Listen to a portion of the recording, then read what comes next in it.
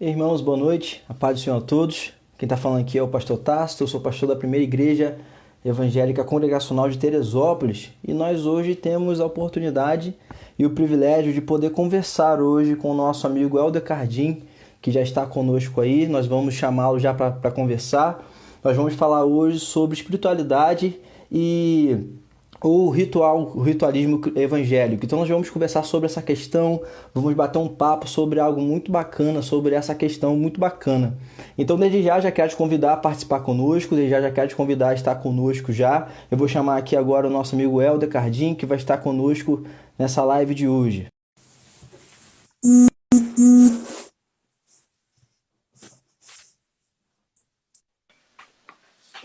E aí, Helder, beleza?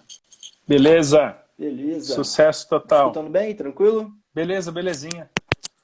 Tudo bem, graças a Deus. Ficamos sem internet hoje a tarde toda, mas agora tá de volta. Tudo caminhando bem. Show de bola.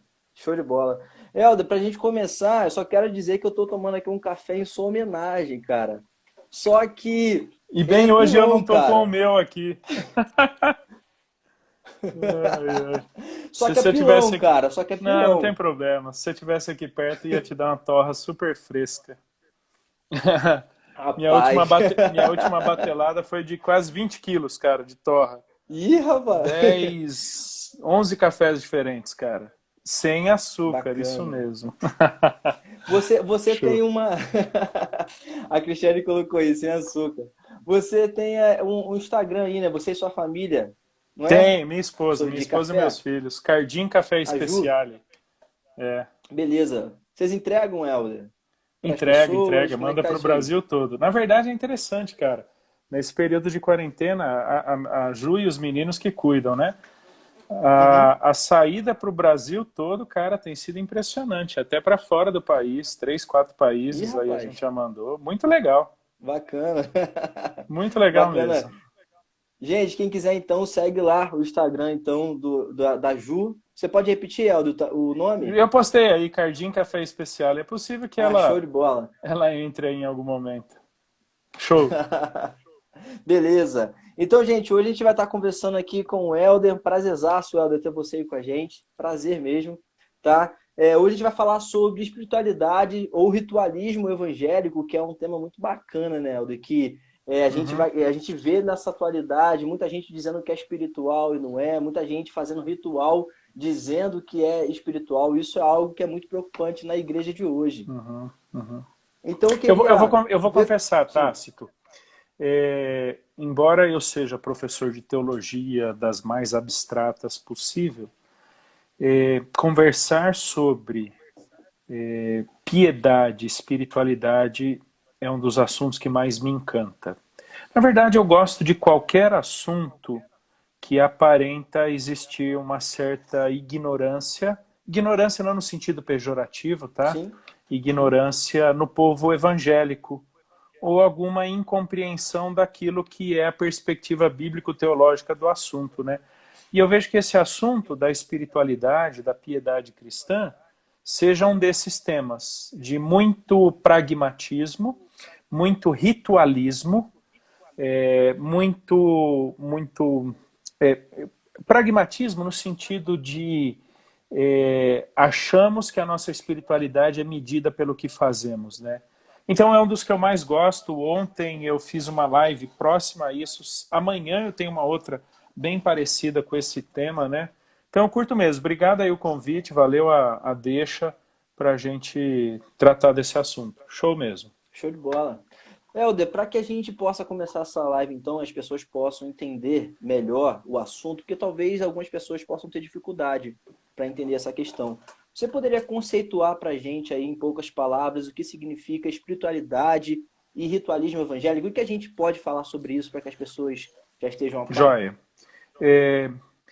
Acho que o meu começo da definição de espiritualidade, o Tácito, não está nem na palavra espiritualidade em si. A Uhum. espiritualidade é um termo nosso, é um termo mais contemporâneo, talvez de algumas décadas para cá, onde desvinculou-se espiritualidade da realidade da vida para tratá-la como um departamento da vida. Então eu tenho a minha profissão, eu tenho o meu lazer, eu tenho a minha família e eu tenho a minha espiritualidade, Sim, que verdade. é basicamente aquela compreensão de um parar o restante da minha vida para introspectivamente me dedicar à divindade, seja lá que divindade for essa, seja lá que ritual for esse que me leva à conexão com a divindade. Né? Até porque a gente não fala só hoje no mundo em espiritualidade cristã, evangélica. Né? Você tem espiritualidade em todos os ramos. Discute-se hoje até espiritualidade no mercado de trabalho. Né? Uhum. Então, espiritualidade, para a maioria das pessoas, é essa conexão com o divino, com o imaterial, com o transcendente e por aí vai. E é um termo todo próprio a nós. Se você for pensar numa conceituação bíblico-teológica, o termo que a Escritura usa é basicamente duplo. Né? No Antigo Testamento, você tem o conceito de temor, né? O termo hebraico yarê, que significa a sua reverência, o seu respeito para com Deus. A profunda consciência que você está diante de Deus e então você busca viver segundo os preceitos, segundo as expectativas de Deus. Né? Então deixa eu só ajeitar aqui. Uhum. E no Novo Testamento a gente tem a ocorrência da palavra piedade. E piedade no Novo Testamento, antes de ser alguma coisa que eu faço para Deus, é em quem ele me tornou através de Jesus. E aqui a gente começa a Sim, definir espiritualidade.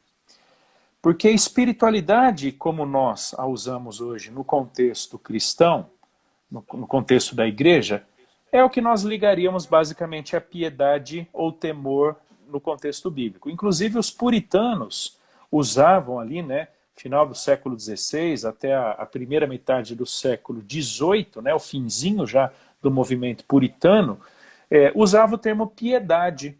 Alguns usavam até, por exemplo, o Jonathan Edwards, afeições, né, que é uhum. basicamente uma profunda consciência de quem você é em Jesus e, portanto, Sim. como viver de conformidade com as expectativas dessa vida que Deus estabeleceu com você, esse relacionamento pactual que ele estabeleceu com você através de Jesus. Né?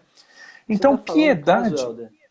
Oi? Desculpa, você está falando no caso para as pessoas entenderem que muitas pessoas chegaram agora. Você está falando sobre essa dicotomia que as pessoas montam na sua cabeça, né? Que Isso, é isso, espiritual isso. somente na igreja. É que espiritualidade, que na verdade nós chamaríamos de ritualismo evangélico, eu uso a Sim. expressão picar o cartão gospel, né? Para a galera que pica cartão na empresa, né? Embora hoje você já tenha aí o cartão eletrônico, né? A picar cartão gospel, cara, não é difícil. É só ler a Sim. Bíblia, é só fazer oração, é só ir na igreja, é só servir no ministério, é só, sei lá, ofertar. Você está picando seu cartão evangélico, seu cartão gospel, mas isso não é sinônimo de espiritualidade. Isso é Sim. sinônimo de atividades cristãs. Tá? Sim. Mas há uma distância entre atividades cristãs requeridas na Bíblia, né, ao povo de Deus, e aquilo que a Bíblia chama de piedade. Né? Então, piedade, numa perspectiva bíblica, é, antes de tudo, quem Deus me tornou em Jesus. Tanto é que Paulo vai Uhum. dizer lá em 1 Timóteo, e 1 Timóteo e 2 Timóteo são as cartas em que o termo piedade mais aparece em toda a Bíblia. Então, se você quer entender piedade, vá para as cartas pastorais. Por quê? Porque Paulo está lidando com um jovem pastor que se via no desafio de pastorear uma igreja bastante complicada e, ao mesmo tempo, cuidar da própria vida, da própria intimidade dele com Deus. Né? Então, piedade, ali em Timóteo, Paulo fala, né? Grande é o mistério da piedade. E aí ele fala sobre Sim. Jesus. É o que eu chamo de piedade encarnada. O Uhum. referencial último de toda espiritualidade é Cristo Jesus. Então, espiritualidade é, antes de qualquer coisa, a conformação da nossa vida à imagem de Cristo Jesus. Em essência, Sim. isso é espiritualidade. É o grande projeto de Deus de nos tornar semelhantes a Cristo, né? Sim. É o grande projeto de Deus, que ele diz que, inclusive, Paulo diz que nós somos predestinados para isso, né? Então, na medida em que eu sou transformado de glória em glória na imagem de Jesus, eu estou vivendo essa santidade, essa espiritualidade. Eu mencionei, né, o termo iarê no hebraico, temor, e Eusebeia no Novo Testamento, que significa piedade, e o Tiago Piedade. Vercelino está perguntando, né, se é sinônimo. Sim, Tiago, são sinônimos. O iarê hebraico está para o Eusebeia grego, né, no Novo Testamento. Exatamente isso. Então, Tácito, espiritualidade nada mais é do que uma conformação progressiva da minha imagem à de Jesus, onde o referencial último é ele próprio. Então, nós avaliamos a verdadeira espiritualidade, a nossa espiritualidade, na medida que vemos a conformação da nossa imagem com a de Cristo. Uhum. Passa pelo fazer coisas, inevitavelmente. Mas a espiritualidade não é medida pelas coisas que fazemos, mas pela semelhança progressiva da nossa vida com a de Jesus, né? E no que você colocou, né, ritualismo evangélico, eu chamei de picar o cartão gospel, né? Muitas vezes pessoas leem a Bíblia sem necessariamente... os comentários são geniais, né? É isso aí, cara. Tua filha tá para nascer e você tem que estar a todo momento. E ó, Eu ver tô. o filho nascer, ver a filha nascer é espiritual, viu? É isso aí. Porque Eu nem tô onde estavam os meus livros. Se você ver, minha parede hoje está branca, porque eu separei ontem e hoje para organizar o quarto dela, né? é isso Então aí, a cara. sala tá Ei, toda enrolada. uma coisa, Tasto, sentar no chão no futuro para brincar com a tua filha de Lego é espiritual, porque na medida Aham. que isso demonstra a tua consciência de educá-la nos caminhos do Senhor, investindo da sua vida nela, segundo o próprio Deus nos falou, pais cuidem dos seus filhos, isso é espiritual, Uhum. né? É isso aí, cara. A Karen perguntou aqui, lá nos comentários acima, se há diferença entre espiritualidade e cosmovisão. Ela fez essa pergunta aqui. Joia, legal. Eu diria que existem termos que nós utilizamos que eles têm significados próprios e aplicações Sim. próprias, mas não Uhum. significam coisas diametralmente opostas ou radicalmente distintas. Deixa eu falar como eu conceituo cosmovisão, tá? É a maneira pela qual, a partir da palavra de Deus e centrado em Jesus, lemos, interpretamos e interagimos com o mundo à nossa volta. Então veja, a partir da palavra e centrado em Jesus. Se espiritualidade é a conformação da minha vida em Cristo, a minha vida, a de Cristo, e eu tenho esse conteúdo acessível a mim pela palavra, então, para o elder, a espiritualidade é nada mais do que a vivência prática da minha cosmovisão. Então, por exemplo, quando eu Sim. falo sentar no chão para brincar com meu filho, é expressão de espiritualidade. Na medida que eu demonstro o temor de Deus ao meu filho, respeitando, investindo tempo nele, eu estou aplicando a minha cosmovisão, né? Verdade. Então, para mim não tem muita distinção, não. E sobre essa questão, Helder, é interessante você falando sobre brincar de Lego com a filha, porque muitos pastores, ou muitos líderes, ou muitos cristãos caem no erro de achar que só estão sendo espirituais quando estão lendo a Bíblia, e não quando estão com a família, não quando estão comendo um hambúrguer com a família. Esse é um erro que muitas pessoas cometem. Por que, Tácito? Porque nós, lamentavelmente, dicotomizamos a realidade e a experiência das nossas Uhum. vidas. Onde existe aquilo que Eclesiastes chama de abaixo do sol, que é o plano físico, horizontal da história. A vida do dia a dia, a vida do trabalho, do lazer, do trânsito, da casa, do comer, do se vestir, do dormir e por aí vai. Ok? E para nós Uhum. existe a vida acima do sol, naquela em que Deus reina, eu chamo de espiritosfera, né? Na dicotomia que a gente faz, né? Então, Sim, como se sim. para Uhum. Deus importasse apenas o que acontece na espiritosfera, a Bíblia Sim. aberta, mão juntinha ou de joelho no chão fazendo oração, indo à igreja. Quando, na Aham. verdade, tendo em vista o governo soberano de Deus e a redefinição absoluta de todas as esferas da nossa vida em Cristo Jesus, então, para ele, todas as coisas têm igualmente importância e valor na vivência do nosso cristianismo. Né? Olha o que Paulo diz: quer comais, quer bebais, ou façais outra coisa qualquer, fazei tudo para a Para a glória glória de de Deus. Deus. Sim. Comer o hambúrguer, tá? Tem até uma música, cara, eu não lembro de quem, eu posso digitar aqui rapidinho, é do Stephen Curtis Chapman. Cara, ele fala exatamente isso. Tudo que você fizer, faça para a glória de Deus. E num pedacinho da música, ele fala do comer hambúrguer. É isso aí, cara. Comer hambúrguer para a glória de Aham. Deus.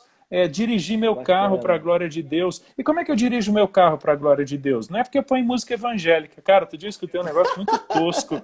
Um cara falou que um membro da igreja dele disse que bateu o carro bem na hora que desligou a música evangélica. Cara, olha que Como se fosse doideira, meu. pecado. Não, como se fosse tipo, a música evangélica Uma virou uma punição. estrela guia, virou ah, o Stephen Curtis Chapman. Cara, é muito bom. E essa música é muito massa, cara. É isso aí. É, e ele fala, pegar brinquedos no chão, pick up toys com seu filho no chão e comer um hambúrguer. É fazer para a glória de Deus. Então, como a Verdade. gente dicotomiza as esferas da realidade e da experiência humana, nós achamos que para Deus tem valor só a da espiritosfera. Entendeu? Sim.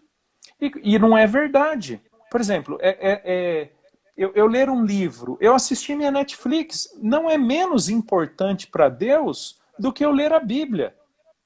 É óbvio que o meu alimento, em termos de compreensão da minha vida em Jesus, vem pela Bíblia e não Sim. tanto pela Netflix. Embora a Netflix Uhum. tenha algumas coisas que me relembrem de alguma moralidade, por aí vai, tá bom? Mas eu não estou colocando Netflix na mesma categoria que a Bíblia, tá? Sim.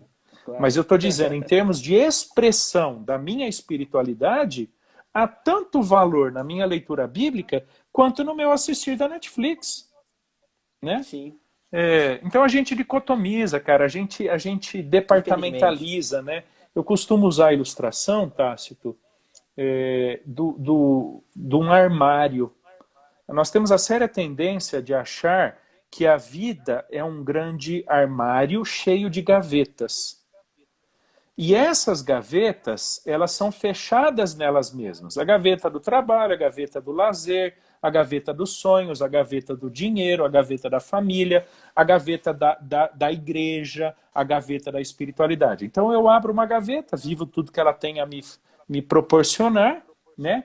E aí eu fecho. E eu abro então a outra gaveta. Então nós achamos que vida cristã não tem a ver com trabalho, que política não tem a ver com espiritualidade. A gente acha que lazer não tem nada a ver com Deus. Quando, na verdade, eu costumo dizer o seguinte: a vida é um grande armário, sem gavetas, onde todas as coisas coexistem e elas são Glória ao Senhor. definidas pela palavra de Deus conforme a nossa nova vida em Jesus. Então, esteja Bacana. eu escutando música, esteja eu jogando um joguinho, esteja comendo hambúrguer, trabalhando, lendo um livro, seja lá o que for, tudo faz sentido, né? Tudo faz sentido e é validado ou rejeitado a partir da perspectiva divina, né? No que os Sim. puritanos também chamaram de corandeu. Uhum. Corandeu, que é o quê? É a vida diante da face de Deus, né? Sim. Então, cara, e sabe o que eu vejo, Tácito? Quando a gente entende isso, a espiritualidade se torna tão simples. É que a gente vive para a glória do Senhor em tudo que a gente faz, né? A gente Isso não aí, fica cara. dividindo a nossa vida. Nós Não, e somos, sabe o né, que me diz pequenos. também? Simplifica nossas decisões. A Sim, gente gosta de verdade. jogar na conta de Deus decisões. Deus, o senhor quer que eu faça medicina ou direito? Cara, peraí, isso é necessariamente uma questão de Deus? Né? Deus, o senhor quer que eu case com a Mariana ou com a Joana? Ele quer que eu viva a minha vida em Jesus pela palavra de Deus com quem eu casar, entendeu? Sim. Esteja eu fazendo medicina, direito, seja eu pastor, seja eu professor universitário, pouco importa. Quando eu falo pouco importa, eu não estou menosprezando, tá? Eu não estou Sim. vulgarizando. Mas o que Deus quer é que eu viva para a glória dele numa vida piedosa. Pouco Em importa tudo que se é no você fizer. hospital ou Uhum. sentado dirigindo um ônibus coletivo. Né? Sim, Acho que verdade. esse é o desafio. Essa é uma mentalidade, ou uma cosmovisão, uma espiritualidade, seja lá o que vamos chamar, que integra todas as coisas pela ótica da nossa nova vida em Jesus, né? Sim. Bacana. Mano, qualquer Well, coisa você me fala. interrompe aí, porque eu Não, não, tô pilhadão, prazer. tava numa aula desde as 2 da tarde, então o que eu mais estou sabendo fazer hoje é falar. Vai me De boa. interrompendo, contribui aí, é um bate-papo. Nada. Te falar, fizeram uma pergunta aqui muito interessante. Em sua concepção, qual é a mentalidade evangélica brasileira sobre a questão da espiritualidade? Qual é a sua visão sobre a nação brasileira, a igreja? Em geral, deixa eu pegar Sim. duas ideias de um amigo que é o meu pastor Uhum, aqui, o Joel, né? uhum. Ele comentou duas coisinhas aí para trás, Bacana. né?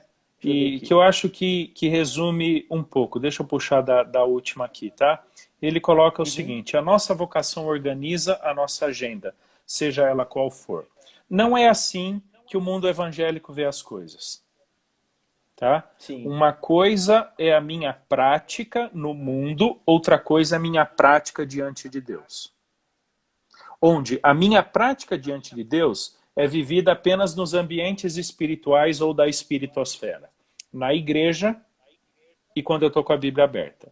O que não é verdade, né? E uma outra frase dele antes diz: quando amamos a Deus, sabemos amar as coisas da terra. Cara, não é assim que a gente vê, lamentavelmente.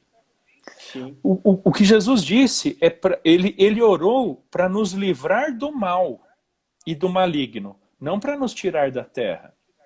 Cara, a Sim. gente tem que aprender a curtir as coisas da terra. Porque as coisas da terra não são necessariamente antidivinas, ou antibíblicas, ou anticristãs. Você sabe o que eu acho interessante, cara? Todo mundo demoniza um monte de coisa aí como se fosse do Muito. diabo. E hoje está usando para manter a comunhão cristã no período de É. quarentena. Você entendeu? Meu, peraí, o que a gente Verdade. fez? A gente agora batizou, agora a gente santificou e agora vale? Entendeu? É igual no passado, quando a igreja proibia os cristãos de irem ao cinema, ao teatro, considerando que era do capeta. Isso. É isso Hoje, por aí. exemplo, tá todo mundo participando, todo mundo vai no cinema. Quem Não, não vai, e né? outra, tudo bem, cara, Infelizmente. você podia proibir de ir no cinema, só que você trazia para dentro da tua casa o lixo, Aham. né? É isso. Estão falando aqui do É o de... torresmo, né? É verdade, cara, a gente só Aham. vai ter torresmo nessa vida, Tácito. Nós não vamos comer torresmo no céu, entendeu? Então a oportunidade que a gente tem de glorificar o Senhor pelo porco que ele nos deu é aqui em terra. Verdade. Pode parecer que eu esteja brincando, mas a minha esposa sabe que não, cara. Eu tomo um Aham. café gostoso, eu como um torresmo, é sério, cara. Eu glorifico ao Senhor, porque ele me deu a capacidade de experimentar essas coisas. Quando ele disse lá Bacana. para Adão dominar o jardim, dominar sobre os animais, cara, é aqui que eu tenho essa oportunidade, né? Uhum.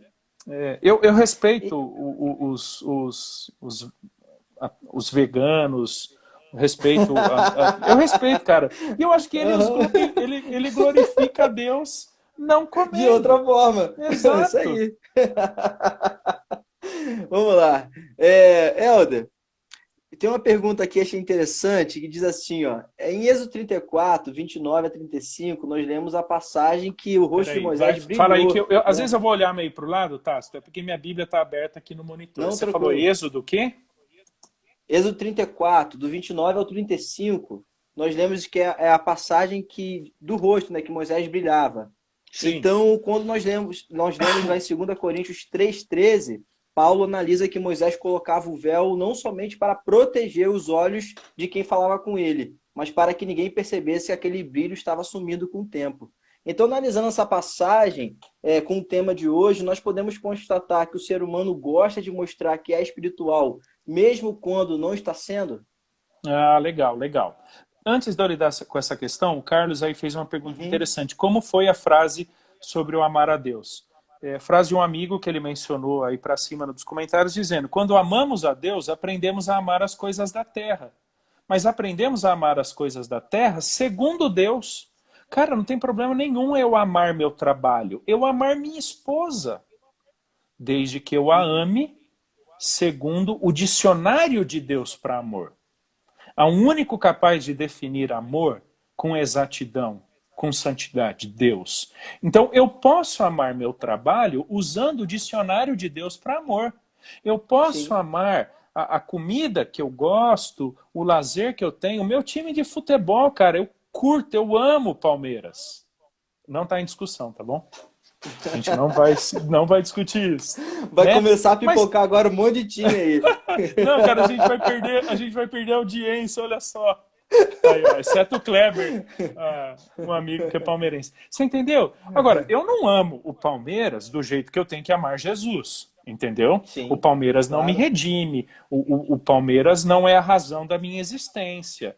Agora, em termos do que eu gosto, do meu lazer, cara, eu aprendi a amar o Palmeiras. Cara, eu vou em estádio desde os 10, 11 anos de idade. Entendeu? Eu curto demais. Aí começou. Aí, ó, tá vendo? Cara, a gente aí, tá vendo? Por que eu fui falar isso, né? Mas tudo bem. Eu amo esses corintianos aí também. Entendeu? Eu Então acho que isso. essa frase aí, desculpa, essa frase está pautada em 1 Coríntios 10:31. Tudo para a glória de Deus. Tudo para a Né? glória de Esse é o Deus. grande. Isso. É isso daí. Eu acho que esse é o problema que muita gente não consegue enxergar, que ao você jogar um futebol, por exemplo, você glorifica o Senhor também. Só que tem gente, por Isso aí. exemplo, quer ver, aqui no Rio, acontece alguma coisa, não sei se aí em São Paulo é assim. Aqui no Rio, a gente brinca que a gente descobre se o cara é crente ou não quando tá jogando um futebol. Uma É isso pelada aí de final mesmo. de semana. É isso Ou aí. seja, a galera simplesmente perde a noção no futebol. Então, a gente vê isso. Então, não é para a glória de Deus jogar futebol. Claro que é. Também é. Eu Na acho que medida essa que é você essa respeita seu mentalidade. irmão. Agora, isso não quer dizer que você não vai jogar sério, viu? Porque o pessoal acha Sim. também, Tássio, que fazer para a glória de Deus é: ô irmão, pode passar com a bola, coloque-a dentro do gol. Claro que não. Esse não é o propósito do futebol, né? Mas eu vou respeitar, Verdade. eu não vou Exatamente. escarnecer, eu vou tirar um sarro, isso é natural. Agora, eu não vou escarnecer no sentido pecaminoso, né? Entendeu? Cara, para você Verdade. ver que essas coisas que nós chamaríamos de amorais, sem uma moralidade definida, a gente pode usar ela para o pecado, tanto quanto para a glória de Deus, né? Não, CrossFit não, cara. CrossFit é muito CrossFit é pesado. do capeta, cara. Não, Ó, isso não é, isso não é bom, não. Helder, me chamaram para fazer uma aula experimental de CrossFit, que eu fiquei uma semana sem dormir. E Eu você não conseguia experimentou. virar na minha cama. Cara, É, nunca mais volto. é isso aí. Helder, sobre a pergunta que a gente fez Vai aqui, lá, de dessa Êxodo questão 34 com do 2 êxodo Coríntios com 3. isso. Você acha que o ser humano, ele gosta de mostrar que é espiritual mesmo quando não está sendo? Eu acho que sim. Nós vivemos um exibicionismo, Tácito, em todas as áreas, cara. Não é só na espiritualidade. A espiritualidade, ou suposta espiritualidade, é mais uma área dentre muitas em que nós expressamos esse exibicionismo, né? Essa visão equivocada das coisas, né? Porque na medida, Octácito, que a gente tenta impressionar pessoas com a nossa espiritualidade, nós já perdemos de vista quem é o fundamento e a razão de cada uma das nossas ações, né? Eu não tenho ações espirituais para demonstrar espiritualidade. Eu pratico ações espirituais como desfrute de uma intimidade com Jesus. como Sim, desfrute de uma comunhão que eu já tenho com Ele. E Tácito, ações espirituais não são mediadoras de comunhão, são demonstrações dela. Eu demonstro sim. intimidade com Deus por ações que nós chamaríamos espirituais. Eu não Sim. construo intimidade com Deus por meio dessas ações, de forma Bacana, alguma. bacana. Né? Então, a gente gosta de exibir. Até porque, Tácito, Infelizmente. a gente gosta de medir os outros É, por um padrão em que nós supostamente estamos ou somos melhor do que o outro. Né? verdade. Entendeu? Então, cara, isso é lamentável, né? Eu Sim, acho que espiritualidade não é alguma coisa que você demonstra para os outros, mas é alguma coisa que você desfruta tão genuinamente diante de Deus que não tem como as pessoas não perceberem. Esse é o ponto, verdade. Bacana. tá? Porque do Kênia, jeito que é você brincadeira. não Desculpa. esconde uma vela embaixo da mesa, pessoas verdadeiramente piedosas não precisam se demonstrar. Elas aparecem Bacana. naturalmente. Por quê? Muito bacana Porque isso. o jeito delas tratarem a família, o jeito delas fazerem negócio, o jeito delas pagarem imposto, o jeito delas falarem sobre o governo, o jeito Uhum. delas servirem na igreja evidencia a intimidade que elas têm com Deus, Muito né? bacana, verdade. Acho que é isso, cara. Por isso que ninguém deveria buscar ser espiritual. Eu não creio que Sim, é seja algo que verdade. nós devamos buscar ser, Verdade. né? Mas algo que nós desfrutamos em função do quem Deus já nos tornou em Jesus. É claro, você vai fazer coisas, você vai evidenciar tantas outras, né? Uhum. Mas não, você não está perseguindo-as, você está evidenciando-as. Verdade. Kênia, só uma brincadeira, tá? Cross é do Senhor, é vida. Só que não é pra minha vida, não aguento, tá bom? Ficaram, os crossfiteiros começaram a ficar revoltados aqui, Eda, com a gente. Eu vi isso aí, eu vi. Juntamente com os corintianos, quando eu falei do Palmeiras. Mas tudo bem. Eles são nossos Ô, amigos. Helder, ô, Helder, nós podemos considerar que ritualismo, então, é uma falsa espiritualidade? As pessoas elas Sim. estão fazendo algo dizendo que são, mas não são. É uma É, falsa, isso não você existe. Então, sabe, certamente, não apenas é falsa, como é inefetiva. Eu comparo uhum, isso com a pessoa que está se afogando no mar. Você já viu o que, sim, que a pessoa está se afogando faz? Ela se debate sim, sim, loucamente, achando que todo aquele movimento desesperado vai surtir algum efeito, quando na verdade drena energias. E eu diria uhum, que a sim, falsidade espiritual não apenas te priva da intimidade com Deus, quanto drena a tua energia. bacana.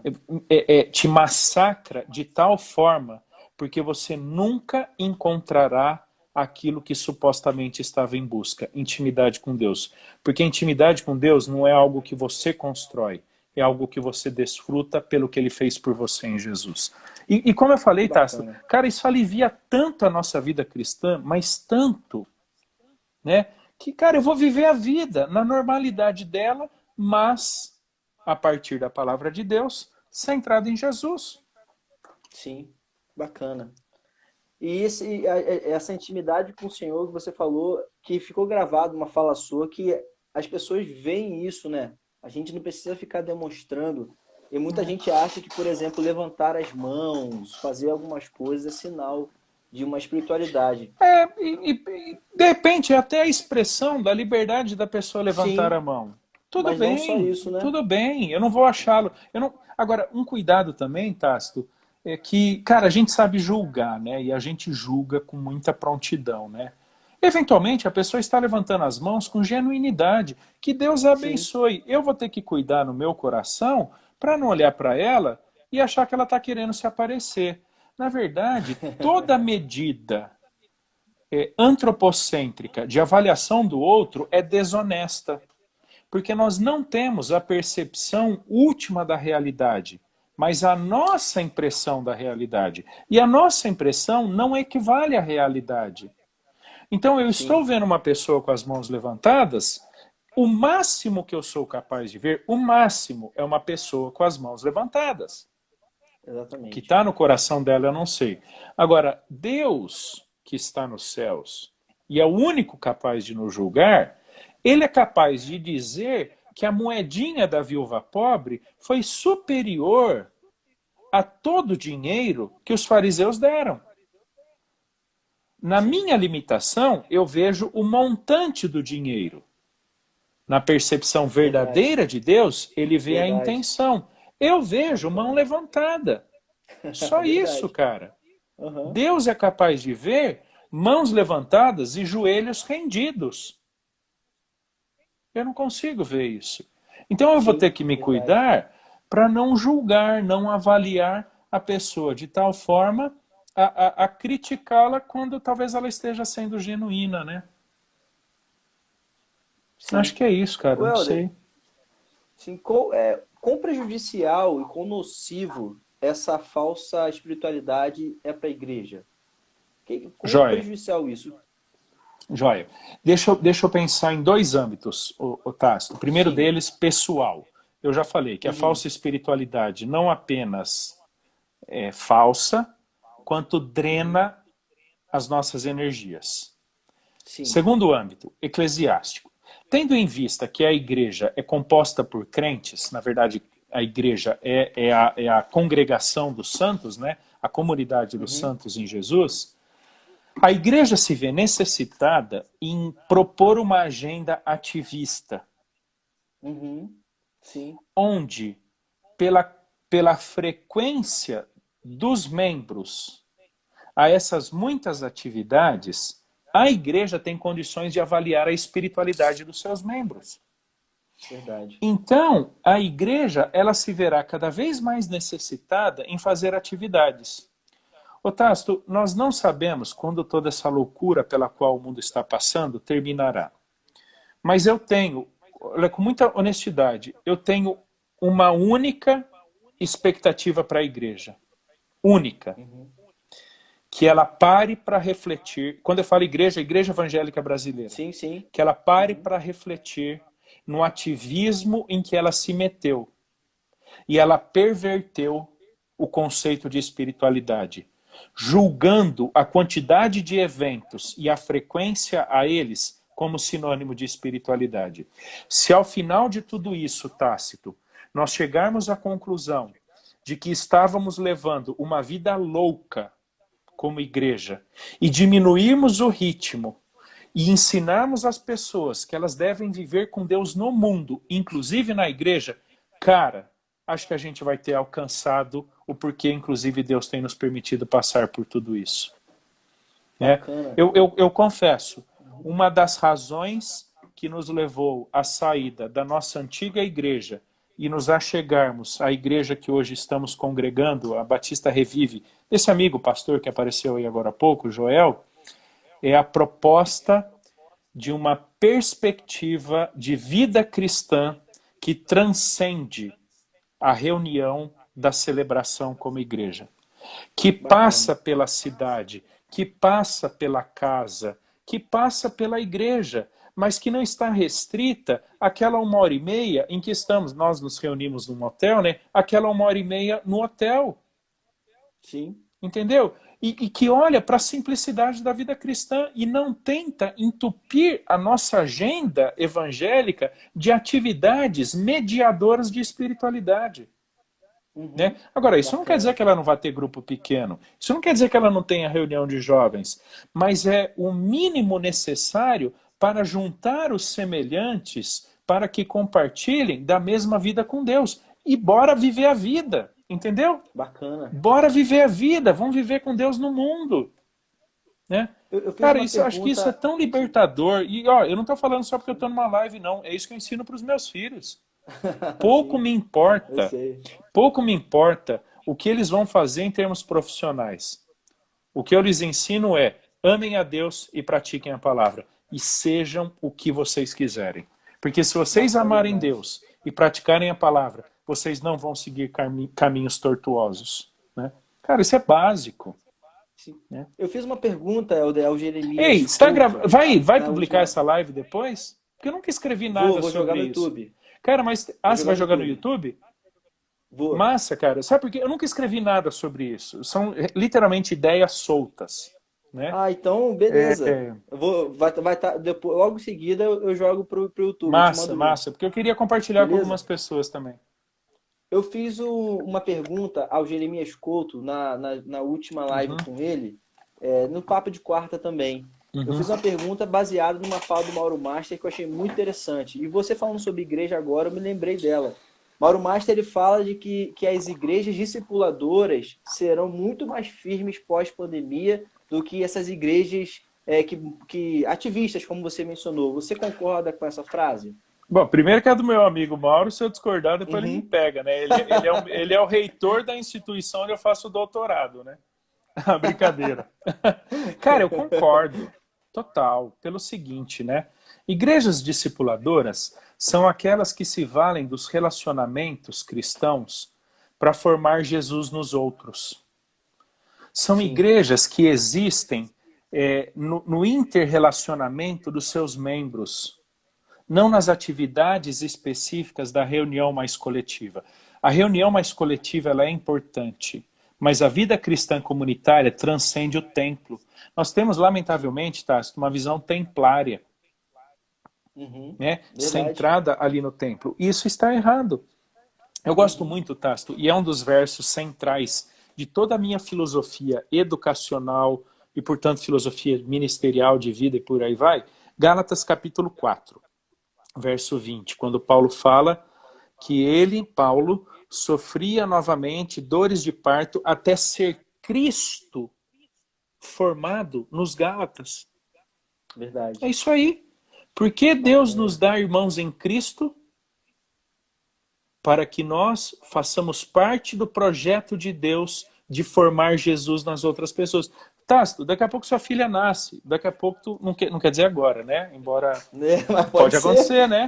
Natália está aí de prontidão, né? Mas por que Deus nos dá filhos?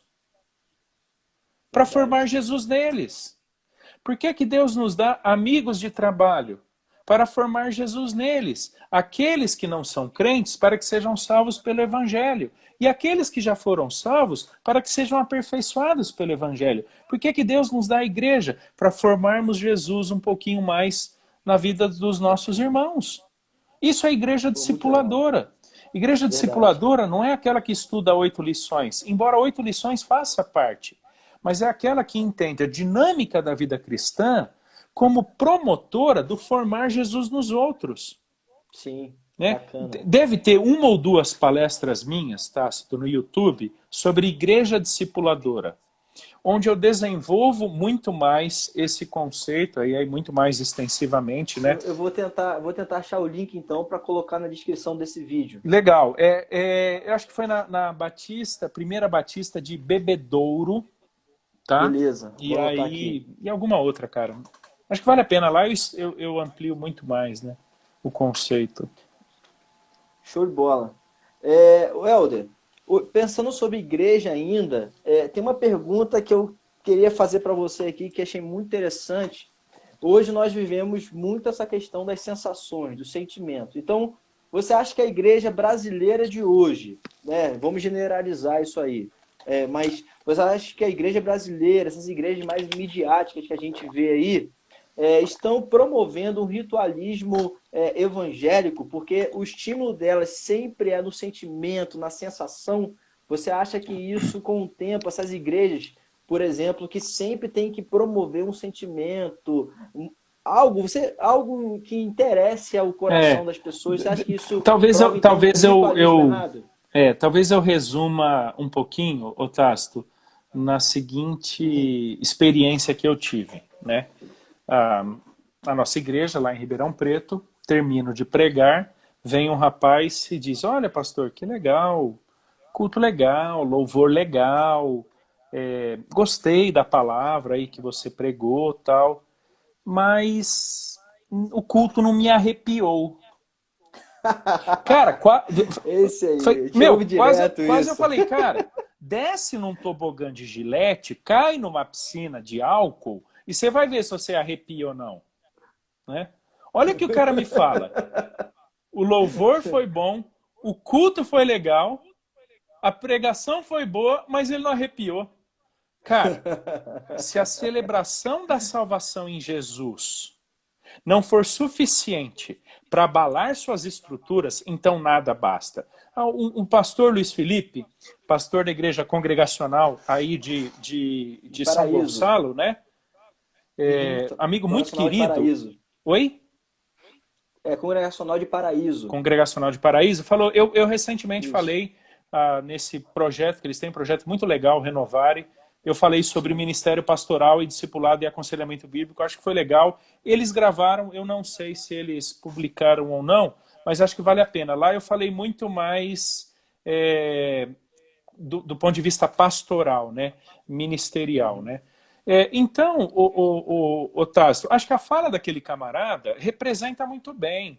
É o culto do sentir, o culto do arrepio, o culto do sentir Deus falando comigo, né? E aí tem todos aqueles memes, né? Deus já falou com você hoje? Não, então vá ler a Bíblia, né? Deus não fala comigo. O que você acha de ler a Bíblia, então, né? Mas agora deixa eu fazer um contraponto, Tássio. Realmente, a nossa sociedade, o mundo, ele é experiencialista, ele é subjetivista, né? O que significa subjetivismo? Significa que o sujeito é a razão última de definição da realidade. Então, o que eu penso, o que eu sinto, o que eu experimento, definem a realidade e valor ou não das coisas. Ok? Muito bem. Então, isso é o nosso mundo. O cristianismo só sofre, é uma área mais que sofre com essa tendência subjetivista, tá bom? Desde como uma luz é colocada, como um acorde é dado. Agora, isso não quer dizer que não devamos nos preocupar com a estética do culto, tá? Nosso Deus é um Deus belo, portanto, tudo que fazemos para Ele, falamos dele, ou no culto, deve expressar a beleza da santidade do nosso Deus. Tudo bem. Mas deixa eu fazer um contraponto, Tácito. Cara, eu venho de uma tradição bem racionalista, bem logicizada. Eu sou professor de hermenêutica. Não tem muito espaço para tua opinião, para tua vontade. Entendeu? Então, cara, esse é o meu contexto. E eu tenho percebido que eu vinha me tornando, eu fui percebendo que eu vinha me tornando extremamente apático.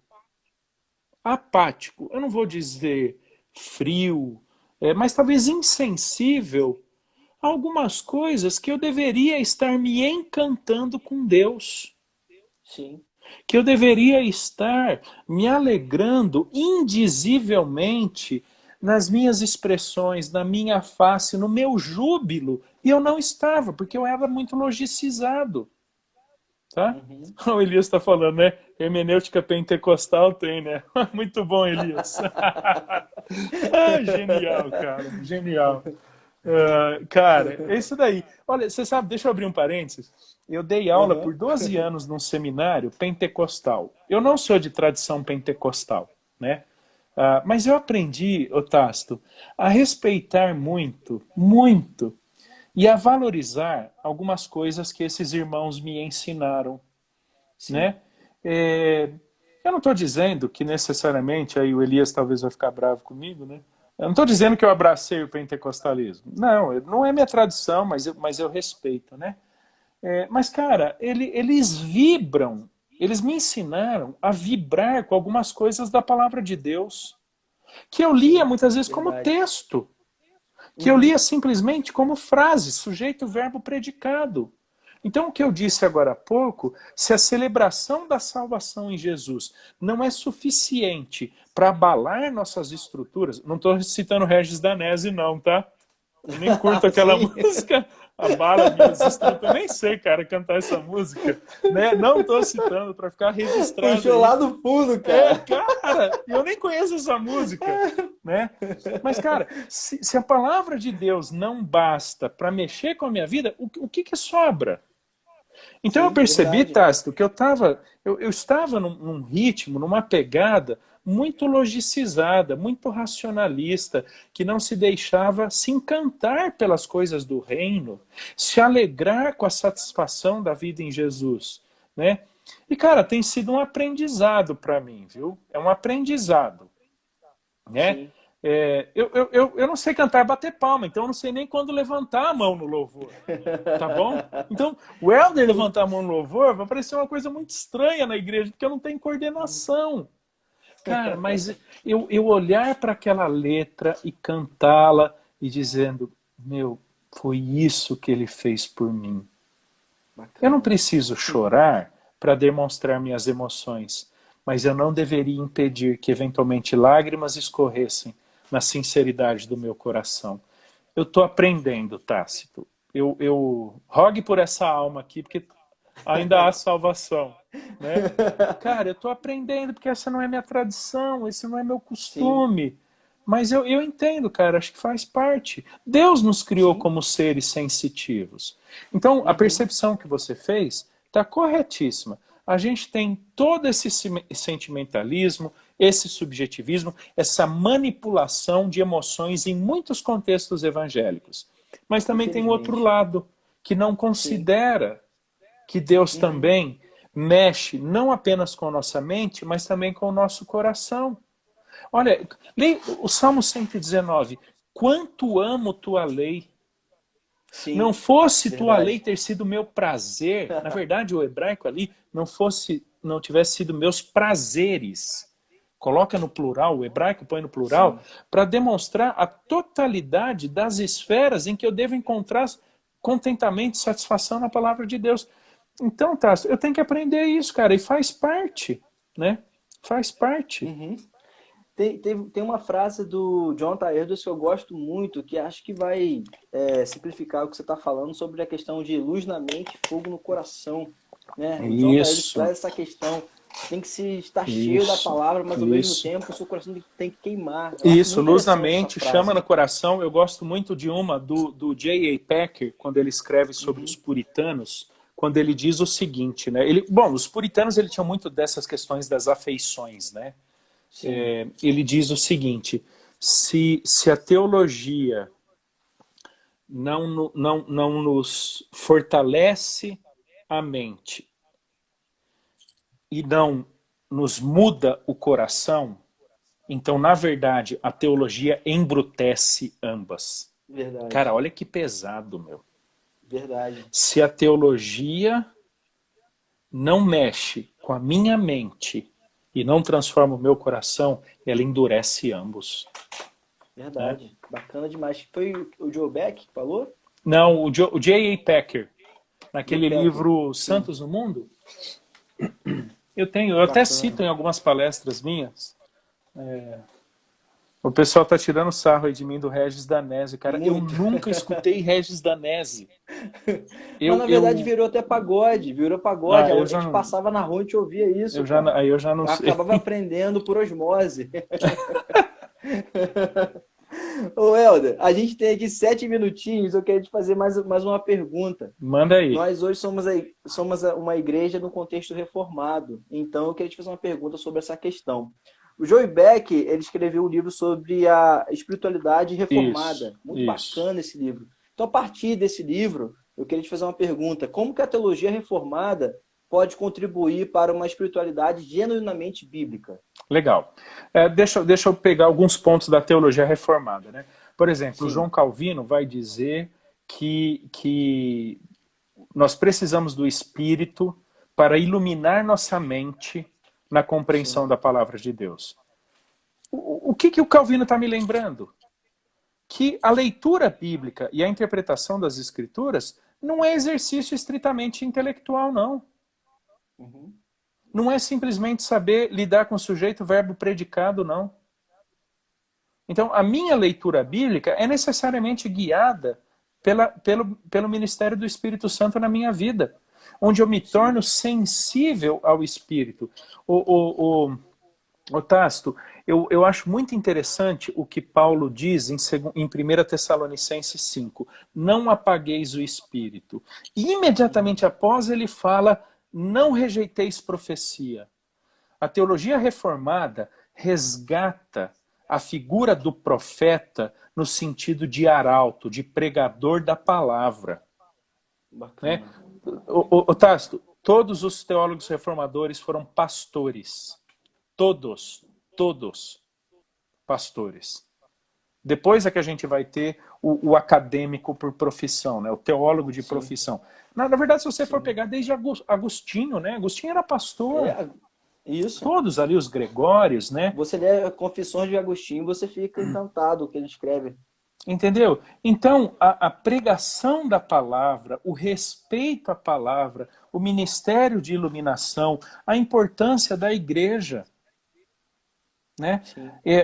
A igreja é um ambiente no qual irmãos em Cristo moldam Jesus um na vida do outro. E aí o próprio Calvino vai dizer que cabe à igreja, né, pelo magistério, supervisionar o ensino da palavra. Calvino vai dizer que a ignorância é a mãe das heresias.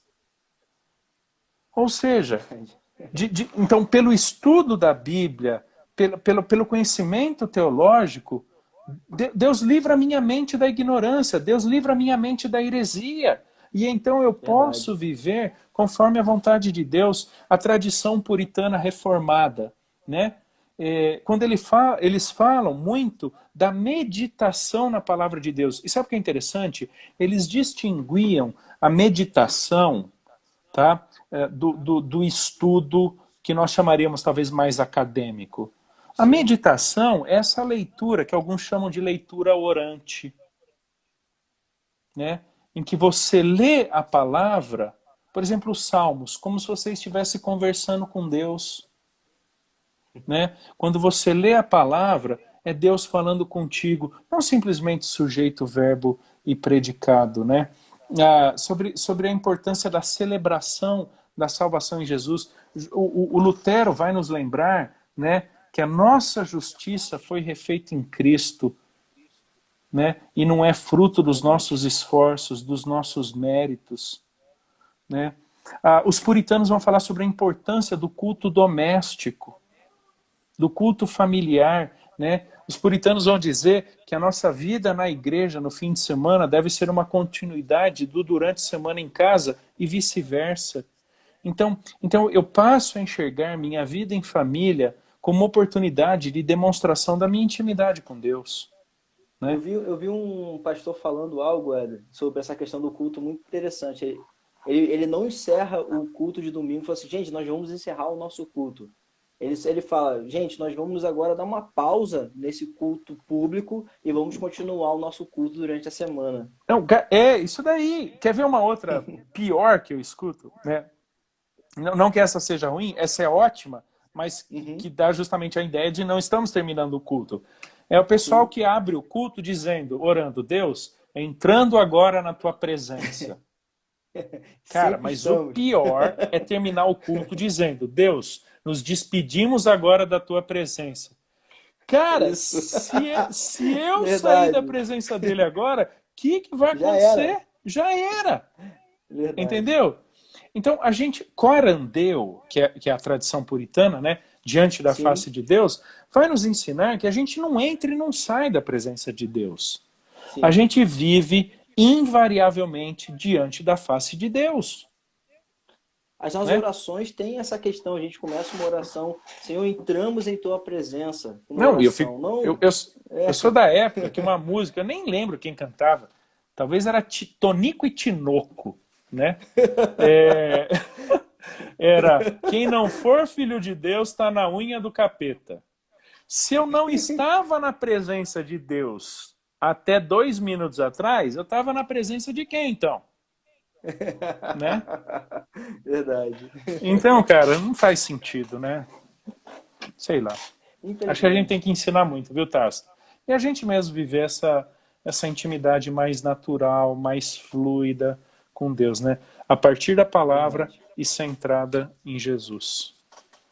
Beleza, Helder, a gente tem aí uns 2 minutinhos. Queria só, se você puder ceder a palavra aí, algum recado, se você puder dar aí a galera aí sobre a vivência cristã, espiritual, buscar isso. Na verdade, nós temos 28 segundos, cara. Joia, não, o que eu diria é o seguinte, assistam de novo essa live, tomem suas anotações e levem a sério isso. Beleza. Valeu, mano. Cara, abração. Deus viu? abençoe você. Valeu, até uma próxima. Obrigadão. Até. Tchau, tchau. Gente, a gente está encerrando nossa live de hoje aqui. A gente vai jogá-la pro YouTube daqui a pouquinho. Deus abençoe a sua